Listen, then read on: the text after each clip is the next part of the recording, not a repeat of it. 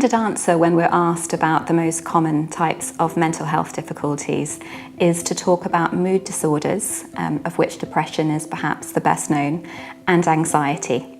They're almost referred to as the common cold and the headache of mental health issues. I do think, however, we overlook trauma. And by trauma, I mean situations which have rocked our world to the extent that we can't quite make sense of them.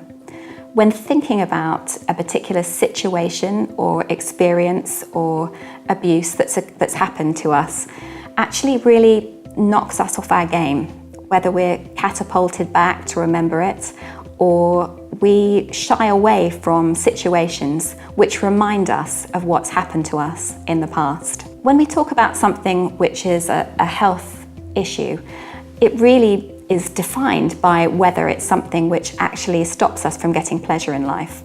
And I think most of us don't get through life unscathed from some of these situations.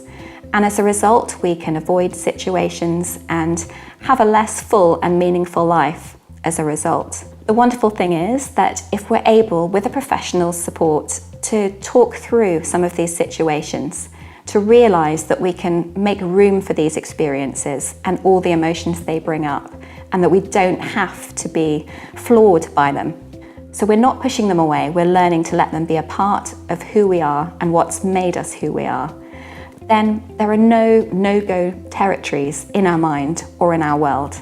And that's a really important part of living a really meaningful life where we are able to be guided not by our fear, but by what we really want to do and to achieve.